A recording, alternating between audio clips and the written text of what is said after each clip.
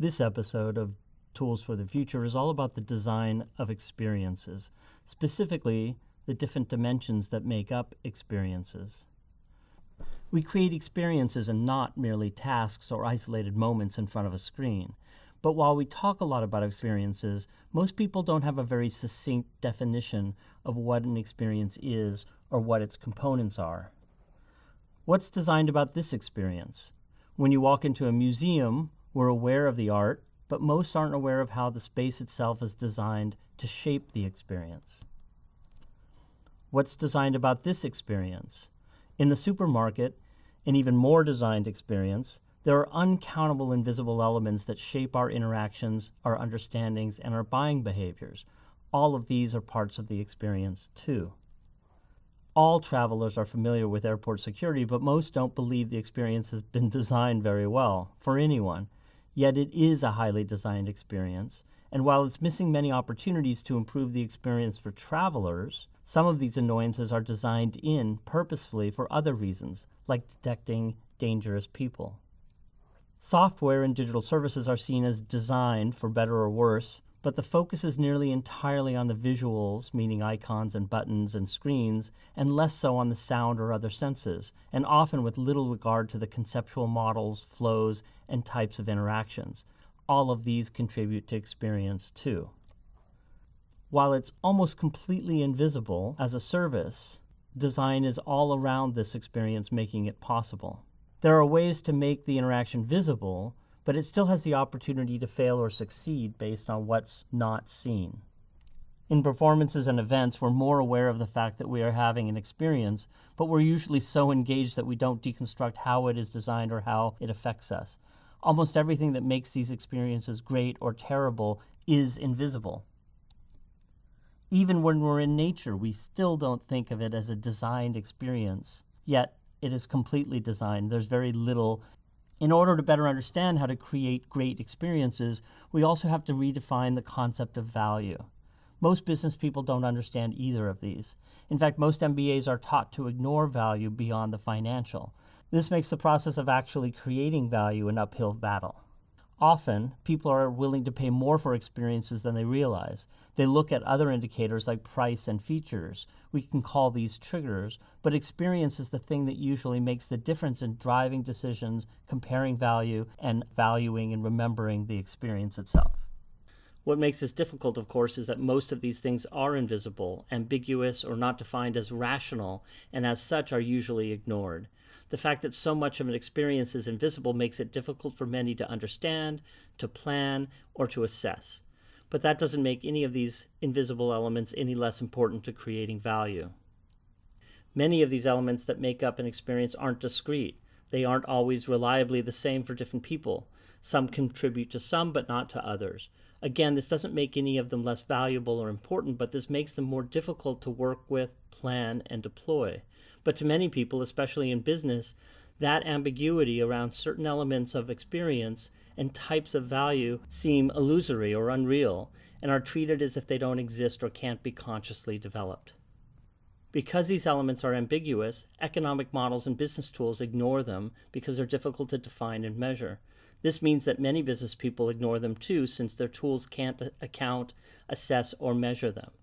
This is how so many successful businesses and brands in history get destroyed, slowly or sometimes quickly, because these invisible elements are ignored or forgotten or value engineered out of existence, and what's left is a shell of the value that was delivered previously.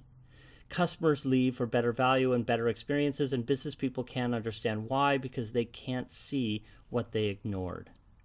Many companies and business people think that they're not in the experience business. This is a big problem and misunderstanding. The famous book, The Experience Economy, from 2001, argues that as businesses move between a commodity to a product to offering services to offering experiences, everything goes up. Expenses, the price you can charge, therefore revenues, profit margins, overall value. But all of these are still experiences. When we forget this, we just make bad experiences. We're all already in the experience business. We're just not doing well at it because it's not the focus or our metrics. In reality, all of these things are experiences. When you use a product, you have an experience. When you use a service, you're still having an experience. So in this diagram, what's labeled experience actually is an event or an environment. And the examples in the book, The Experience Economy, are just that. They're events like concerts or environments like, let's say, Disneyland. The lesson here is that all of these are experiences, not just a few things at the end of the diagram. When we forget this, we make bad decisions. And in fact, many businesses don't think that they're in the experience business because they aren't a Disneyland or a Starbucks or one of these premium brands. We're all already in the experience business. We're just not doing well at it because it's not in our focus or our metrics. Many people, whether they're in business or in economics, are trying to come to some sort of equation for the value of the total experience. These are admirable attempts, but essentially all of them are wrong. If you look at an equation like this for lifetime customer value, it's a mess, and it's always going to be a mess because you can't break down everything about an experience into something that can be quantified. Another example of this is trying to assess the value of a brand. There's several different equations, probably about 7 standard value brand equations, but none of them are correct because there are things that just aren't measurable in this way, at least before the fact.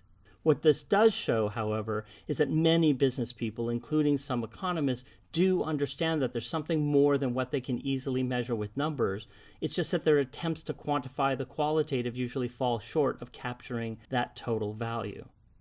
The other lesson here is that value is designable, but we need to reinterpret what value is and understand how to create better experiences with them. Most business people don't understand either of these. In fact, most MBAs are taught to ignore them altogether. This makes the process of actually creating value an uphill battle.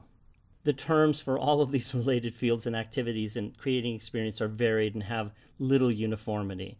Some make distinctions among these terms while others don't. That leads many business people to further doubt their value, their repeatability, or the ability to contribute to customer and business value at all. But we come back to the reality that is inescapable, though ignorable. Everything we create evokes an experience. And if we don't believe that we're in the experience business, we're just creating bad experiences by default. Now let's talk a little bit about value because it's so core to what happens within an experience. There are 5 different kinds of value that we've identified, and traditional business effectively ignores all but the first 2. You can learn more about the 5 kinds of value in the accompanying video in this collection on just that title. But it's important to understand that these values, all 5 of them, are bidirectional and they're dynamic, meaning they're always changing. If we aren't constantly tracking them continuously or measuring them at all, we're missing them completely, as well as how they change in our customers' minds as well as the markets.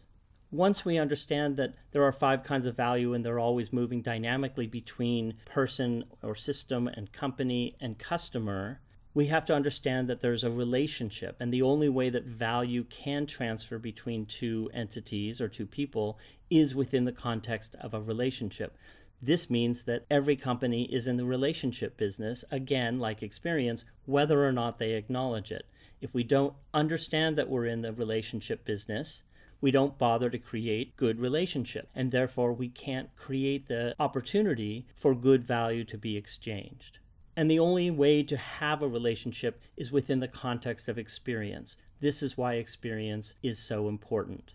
But this often doesn't make sense to many business people who are brought up with traditional understandings of business. They've been taught to ignore what isn't number-based or easily quantified, and though they know that there's something more to a successful business than just price and features, certainly for premium brands, they don't really know how to view, measure, or build these other forms of value. In fact, it flies in the face of the very tools they use to measure and manage business, and thus it disappears from their view. But there are times when it does appear. For example, in 2012, Facebook purchased Instagram for the, at the time, jaw-dropping and extravagant price of $1.1 billion. This was a 2-year-old firm with 13 people in it. We know some of the details, such as the week before the acquisition, the company's balance sheet valued it only at $86 million, and that included the $50 million that was just invested the week before the sale. So according to standard accounting tools, which are mandated and regulated by the government, this was only an $86 million company.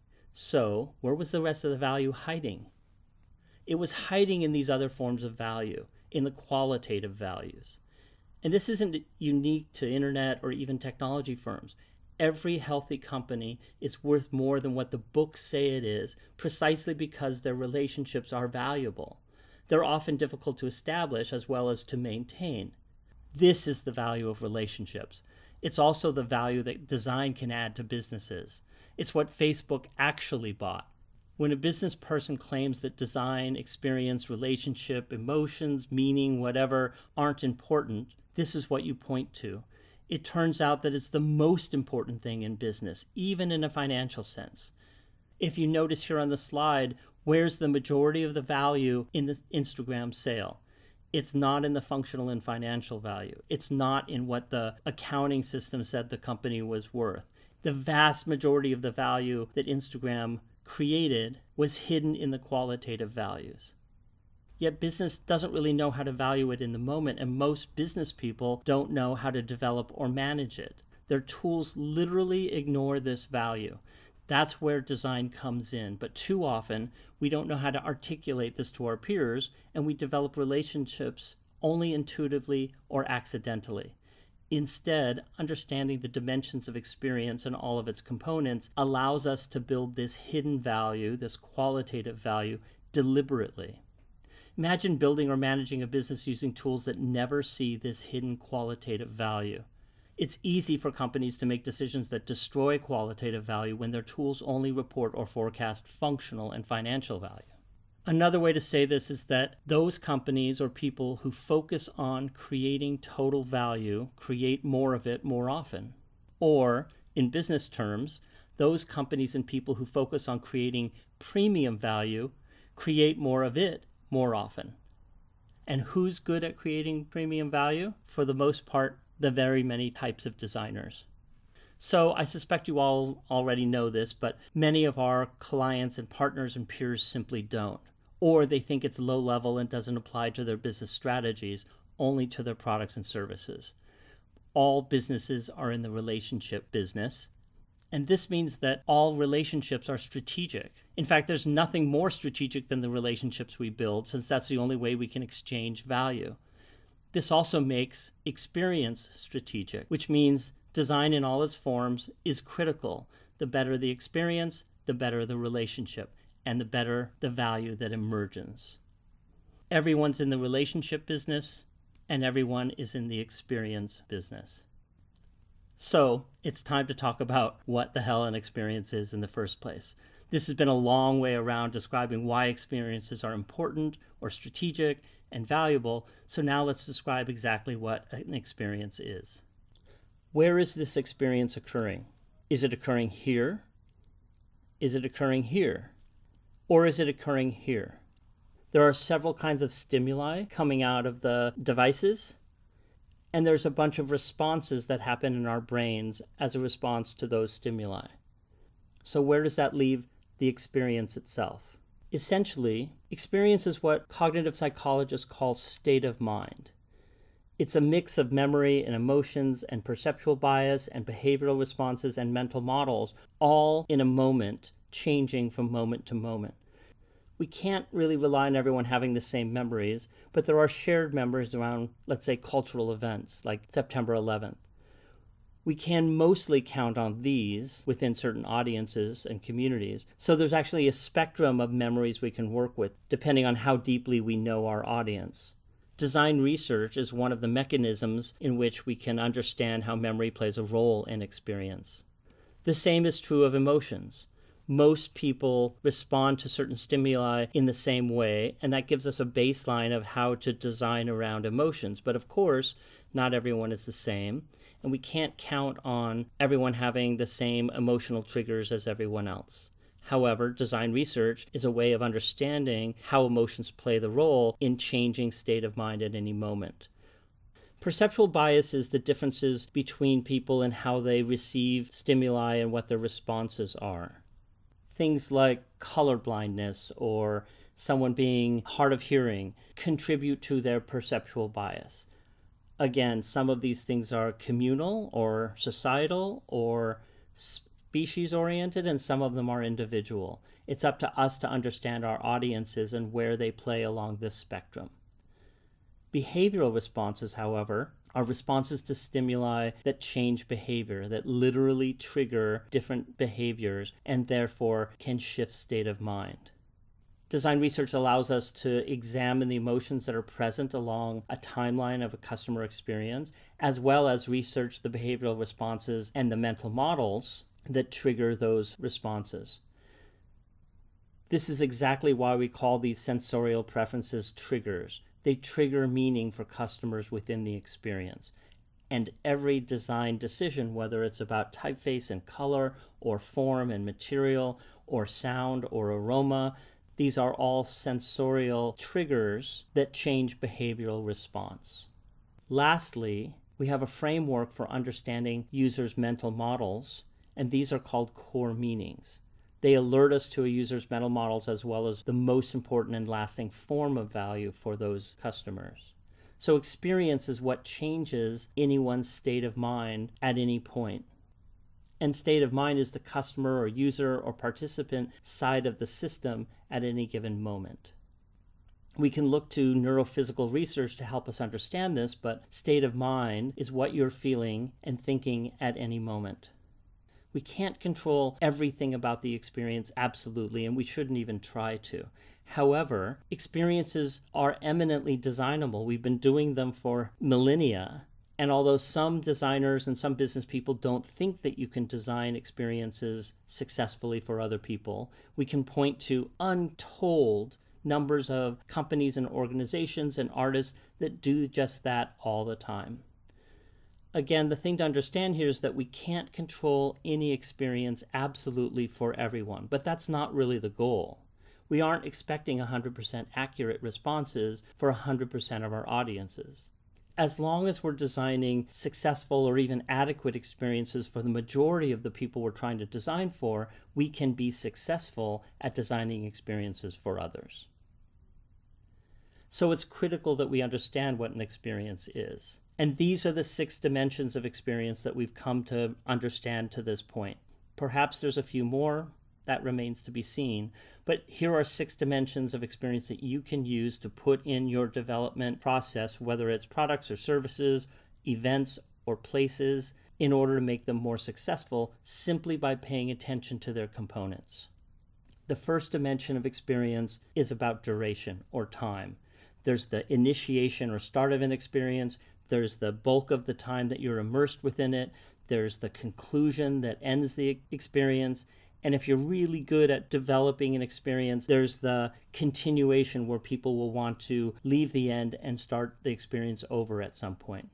When we understand the timeline for an experience and how to manipulate it to be successful, then we're covering one of the most important aspects of what an experience can be. Another dimension of experience is intensity. This one's very simple, and it's not as critical in the design process. Essentially, there's a spectrum between an experience being a reflex, meaning it happens so quickly that it doesn't even hit our brain or our state of mind. It's just muscle reflex. At the other end of the spectrum is engagement, meaning we are conscious that we're having the experience, even if we're not conscious of every moment that's contributing to the experience. But we know we're in experience, and this is the vast majority of the experiences that people design for, and that companies offer. In between these two is something called habit, which is essentially an engagement experience that's become so familiar that we just don't think about it very much anymore. It becomes habit and we don't pay attention. Too many people, for instance, take a driving experience that should be all about engagement, and because it's become habit, really aren't engaged or aware of what they're doing while they're driving. As a quick example, I could probably ask you to tell me about brushing your teeth this morning, and you would have a fair amount of information and memory about what happened that you could describe. However, if I asked you to describe for me your experience brushing your teeth maybe 4 months and 3 days ago, you probably have no way of accessing that because it's become a habit and you're just not paying that much of attention to it. Very often, businesses can build opportunities simply by looking at habit experiences and pulling them back into engagement. That's exactly what Oral-B did with the Reach toothbrush. By making just slight modifications and building a story around those design distinctions, they were able to take a habit experience for most people and pull it back into an engagement experience. By doing so, they ended up creating an incredible amount of sales and redefining the entire category. Now, of course, things have gotten a little out of hand. The quest for engagement has become so convoluted and complicated, let alone expensive, that it's difficult for customers to even make decisions or know how to make an assessment about the products or services that best fit their needs. Not to mention, many of these products are egregious affronts to sustainability. As I said before, most of the experience that you will design or that companies will offer will be engagement experiences. But it's worth understanding this dimension to look for those opportunities to turn what is now habit into what could be engagement. Another dimension of experience is interaction, meaning how passive or active or interactive an experience is or could be or should be. At one end, we have passive experiences, and by that we mean that the object, the device, the service, the system, the company is passive in the experience. It doesn't change. And specifically, it doesn't change no matter what a customer or a user or a participant does with the product or service. Moving up a little bit along this spectrum would be active experiences, meaning the device or the system, the event is active and changing, but it's not interacting with people, meaning in order to be an interactive experience on the other end of the spectrum, both participants, both user, customer, participant, and system, device, service, need to respond to each other and change their behavior based on the stimuli from the other entity. Now, we've come to think of interactive experiences as something specific to digital media or digital technologies, but the reality is that we've been interacting with each other for as long as we've been a species, and probably before that even. One of the most interactive experiences you will ever have is playing, let's say, a team sport, but there's no digital interface here and nothing that we would term interactive media, yet there is tons of interaction. We need to look outside technology to understand the invisible needs and desires and requirements that we as people have, especially if we're going to make digital experiences better. The reality is that we've been interacting with each other for a tremendously long time, and the interactivity of our digital experiences pales in comparison. So if we want to create better interactions and interactivity, we need to better understand interactivity between humans.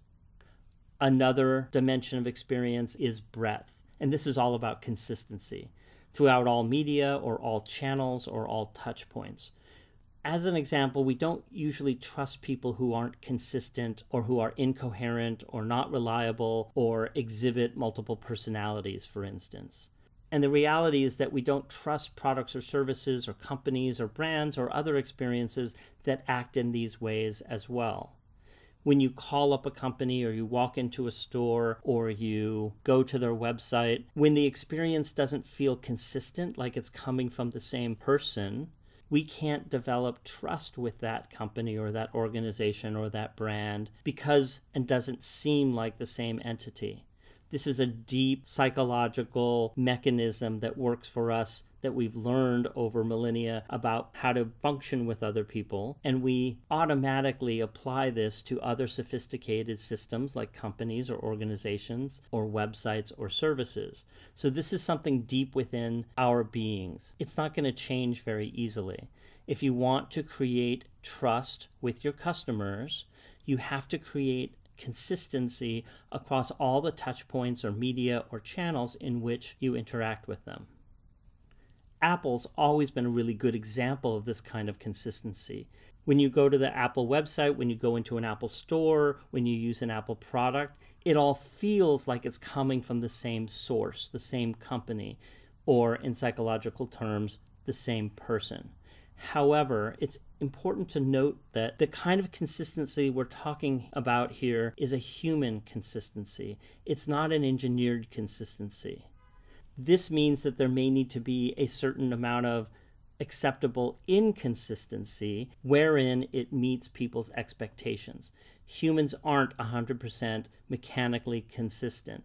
We walk into a store, we have certain expectations about how the store is laid out or where things are or how to navigate it. That level of expectation changes our expectations about what should be there and what we should be able to do. Because different channels are different, meaning the opportunities you have to interact with someone or a company on the phone are entirely different than what are available on, let's say, a website or through an app, which are still completely different when you walk into a store.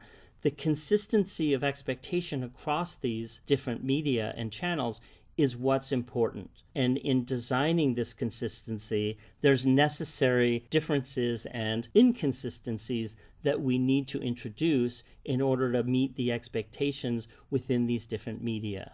When we try to force one or every medium to act like every other medium, we don't respond to the opportunities of any particular medium. This was a big problem in the beginning of the web, for instance, and digital media, is that we tried to use old models for things like when you walk into a store or when you use a certain kind of device, let's say a record player, and overlay it into a medium that didn't have the same constraints nor the same capabilities. Those experiences created that weren't able to take advantage of the medium's new opportunities looked old and tired and unsuccessful. So we're looking to create consistency for an entity, a company, an organization, a brand across all of these channels and touch points that feels consistent and therefore trustable, even if there's not a one-to-one correspondence or an engineered kind of consistency between them. One of the last dimensions of experience is what I've been terming triggers. And these are all the sensorial or design decisions that get made that shape the experience for how they stimulate our minds within the experience. This means all of the major senses like sight and sound and touch and smell and taste, but also the cognitive ones like concepts and symbols, naming, and even price.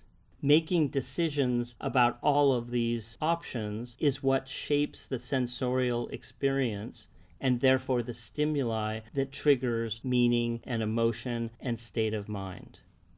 Therefore, every sensorial decision is a trigger. Triggers are all about our senses and the colors and sounds and surfaces, the textures, the shapes that trigger meaning for us. Does it look or sound expensive or fun or youthful or cool or traditional or reliable? And for whom does it feel that way? Every design choice we make when crafting experiences support or erode meaning and success. And these, of course, are all culturally influenced, not just across national boundaries, but across age or gender and other cultural distinctions. They ebb and flow over time and are constantly changing, responding to and influencing styles and tastes and trends. This makes it fairly difficult, but it also makes the challenge much more interesting. This is why companies need to stay on top of trend research and emerging tastes so that they can choose the right triggers to trigger the experience that they're trying to create for the very people that they're trying to serve. Each one of these categories has a specialized vocabulary that experts use in order to make decisions, and they have models that they've designed within these disciplines, like a wine or aroma wheel or one for cheese. You're never going to be an expert on all of these sensorial design disciplines, but any good designer or any good business person can learn to curate and work with experts in order to assemble the right kind of experience that they're after, that triggers the value for the specific customers that they're interested in. For example, there's only 2 colors and just 2 materials here that trigger for this company experience that they want their customers to have. Many people look at this shoe and they wouldn't be caught dead in these shoes. There is nothing appealing about them. However, for many other customers, or maybe just the right niche, these combinations of choices trigger desire and satisfaction and success and interest. Notice that there's really just a few decisions here that are triggering vastly different experiences in different markets.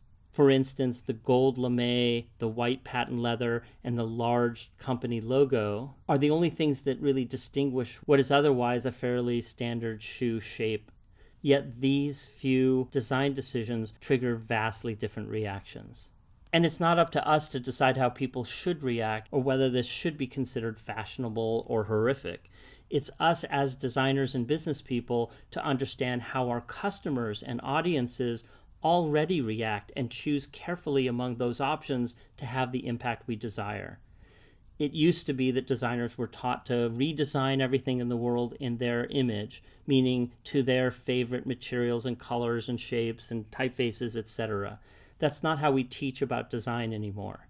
Today we talk about designers assembling solutions from the many choices that they need to make, but with an eye and understanding for how those decisions are going to trigger reactions in the very customers they're trying to serve. This casts designers in a role that's more similar to conductors in a symphony. We're the ones that have to assemble all of the myriad choices that need to be made in order to make a successful product or service or event or space, understanding how those triggers are going to affect the customers or the users or the participants that are going to inhabit those experiences.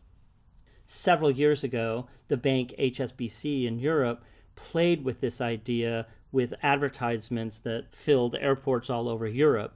They responded to the understanding that different symbols or different contexts triggers different kinds of meaning for different people. This is what designers have to stay on top of and what business people need to understand if they want their experiences, meaning their products and services, their events and environments, to be successful for the people that they want to serve as customers. There's a wealth of understanding within the field of behavioral psychology that underpins these processes.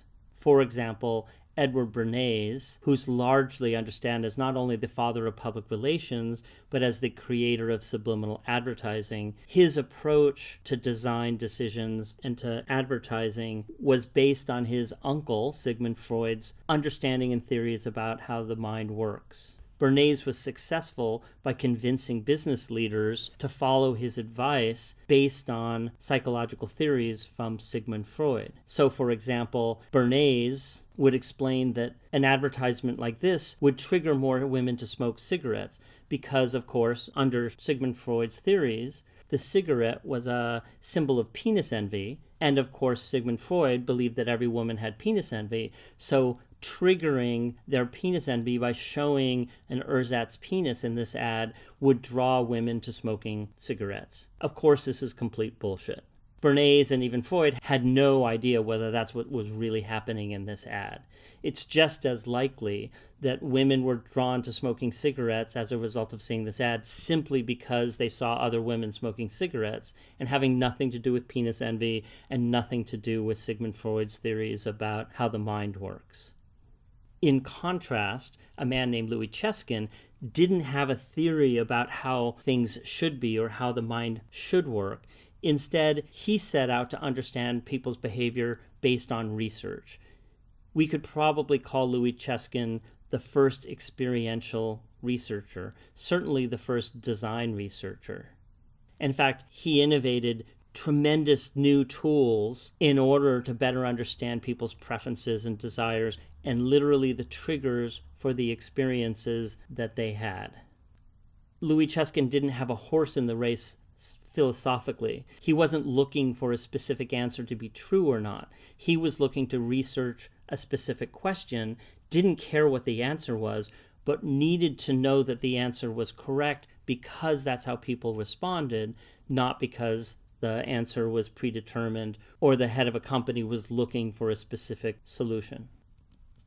For example, in the United States at the time, margarine wasn't successful. So, through a series of targeted experiential research with housewives all over the United States, he found what elements triggered a sense of satisfaction in margarine compared to butter. As we can see here, the result being Imperial Margarine, every decision about the packaging in this case, as well as the product, supported triggers that said quality to most housewives across America. The name Imperial, the logo of a crown, as does the gold wash on the packaging. And what we don't see here is the margarine itself was colored yellow to look like butter as well. Likewise, because Louis understood the dynamics of culture and preference across the United States, he was able to, when asked, turn Marlboro, which was a women's cigarette and not terribly successful, into a men's cigarette and associated still with masculinity simply by doing the research, looking for the triggers that triggered masculinity in most men of the time, that being cowboys and cowboy imagery. Another funny story about Louis Cheskin is that when the Edsel was eminently going to launch in the United States, he published a very famous op-ed in the Detroit Free Press saying that the Edsel was going to be a failure, and that instead a car that of the time that was going to be a success was the Thunderbird. Almost everyone within the American car industry told him he didn't know what he was talking about, he didn't know this industry, the Edsel was going to be the clear success, but Louis was proven correct because he knew American culture and preference and taste, and he saw that they had changed. Essentially, after Sputnik, almost overnight, the country's culture shifted from traditionalism to modernism, and the Edsel was a traditionalist-styled car. The Thunderbird, by contrast, was a more modernist-style car, and he knew it would be more appealing to car buyers simply because he understood what was happening out in the rest of the world, not just in the car industry, but in society in general. This is the difference between curation as a design process and prescription. Design as it's practiced today, in order to create the most successful experiences, aren't about designers prescribing what people should want or what people should feel.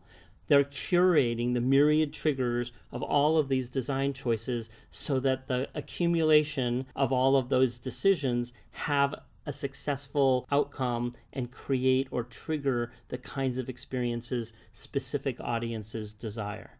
In other words, it's not up to us to decide how people should react or whether this should be considered fashionable or horrific and whether that should be in or out. It's up to us as designers to understand how our customers and audiences already react and choose carefully among those options to have the impact that we desire.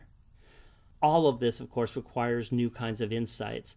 The design research techniques that Louis Cheskin pioneered, as well as all the other ones that have been created since, the understanding of design strategy, and the understanding of how to design value.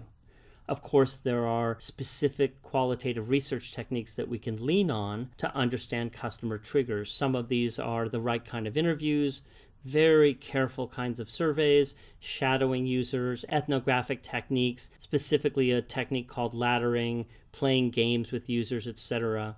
One of the few texts that I've found that discusses what meaning is for people is by Mihai Csikszentmihalyi, called The Meaning of Things. You might know him from his very famous book Flow, but The Meaning of Things came years before and actually is one of the few books that describe how people create meaning and how they ascribe meaning to the things around them and the spaces around them. Blind Spot, a book by me and Steve Diller, modernizes these techniques and explains how to put them into contemporary business practice.